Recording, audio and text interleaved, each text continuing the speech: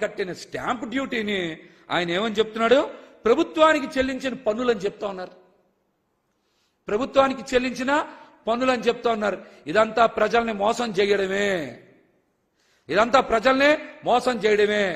జనసేన పార్టీని తెలుగుదేశం పార్టీకి తాకట్టు పెట్టి కొట్టేసిన డబ్బులతోనే మీరు ఈ ఆస్తులన్నీ కొన్నారు. ఈ ఆస్తులన్నీ కొన్నారు. తెలుగుదేశం పార్టీ సినిమా ఫ్లాప్ అయింది. పవన్ కళ్యాణ్ గారు నటించిన సినిమాలన్నీ ఫ్లాప్ అయినాయి.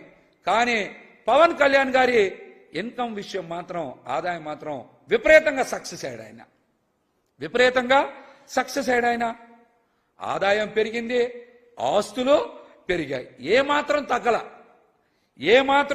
తగ్గల. అందుకనే కదా మేమందరం నిన్ను ప్యాకేజీ స్టార్ అంటున్నాం. నిన్ను ఏమంటున్నావు? నిన్ను ప్యాకేజీ స్టార్ అంటున్నావు. మాట మాటికి నువ్వు సినిమాలు చేసి డబ్బులు సంపాదించావా? జనసేన పార్టీని రీటైల్ గా చంద్రబాబుకి అమ్మకం చేయడం ద్వారా సంపాదించిన డబ్బులతోనే ఆస్తులు కొన్నావు. అందుకే నువ్వు ప్యాకేజీ స్టార్ అని చెప్తా ఉన్నాం. అందుకని నేను ప్యాకేజీ స్టార్ అని చెప్తా ఉన్నాం. రాబోయే ఎన్నికల్లో కూటమి చిత్తుగా ఓడిపోతుంది.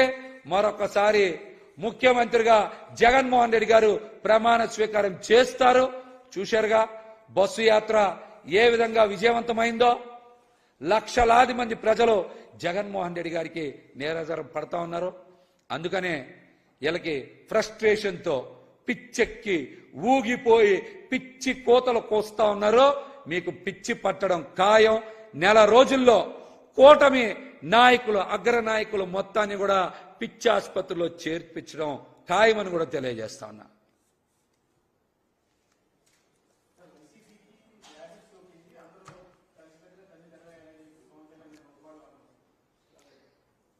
ఆ చిత్తకార్తె కుక్క ఏది పడితే అది మాట్లాడుతుంది. చిత్తకార్తె కుక్కకి వాయ వరుసలో ఉండి ఎటు గాలిస్తే అటు తోకాడించుకుంటూ పోతాయి. చంద్రబాబు గారికి విశ్వాసంగా పడుండి ఆయన స్క్రిప్ట్ రాసిస్తే ఏది పడితే అదే మాట్లాడుతూ ఉంటారు. ఈ రాష్ట్రం నుంచి, ఒక నియోజకవర్గం నుంచో, ఒక జిల్లా నుంచో కాదు, ఈ రాష్ట్రం నుంచే ఈ పిచ్చి కుక్కలను తరిపేయకపోతే ఈ రాష్ట్రానికే ప్రమాదం. ప్రజా సంక్షేమం, రాష్ట్ర అభివృద్ధి ఆగిపోద్ది. కాబట్టి కూటమి పిచ్చి కుక్కల్ని తన్ని రాష్ట్రం నుంచి తగిలేయాలి.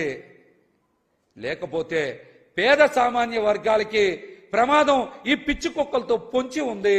ఈ విషయాన్ని ప్రజలు గమనించాలి.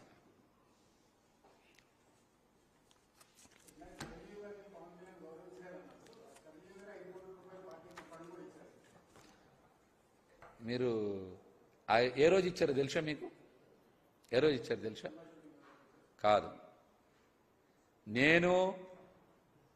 నేను పవన్ కళ్యాణ్ నిజస్వరూపం బయటపెట్టి ప్రెస్ మీట్ పెట్టి రాజీనామా చేసిన రోజున ఆయన నిజస్వరూపాన్ని బయట పెట్టానని చెప్పి అక్కడి నుంచి ప్రజల్ని పక్కదారి పట్టించడానికి ఆ రోజుల్లో 5 కోట్ల రూపాయలు చెక్ తెచ్చాడు.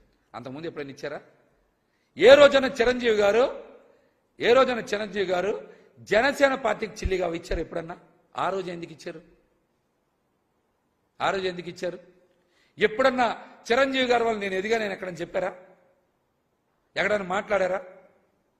వాళ్ళ తల్లిగారిని అవమానించిన సుజనా చౌదరిని కూడా డబ్బులు ఇస్తే కౌగులించుకునే వ్యక్తి పవన్ కళ్యాణ్. డబ్బు అంటే అంత పిచ్చి ఆయనకి. ఆయన ఎవరిని గౌరవించరు. ఎవరు?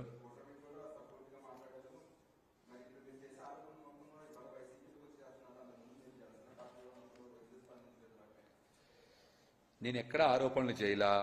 నేను అన్ని వాస్తవాలే మాట్లాడా. ఎవరైనా సరే నేను మాట్లాడిన అంశాల మీద బహిరంగ చర్చకి సిద్ధమా అని కూడా అడిగా. నేను మాట్లాడిన ప్రతి మాట వాస్తవం. దమ్ముంటే జనసేన పార్టీలో ఎవరైనా సరే నేను మాట్లాడిన అంశాల మీద చర్చకి రావాలి. అట్లాగనే మీరు అడిగారు. ఇప్పటికే కాపు సామాజిక వర్గానికి చెందినటువంటి వాళ్ళందరూ కూడా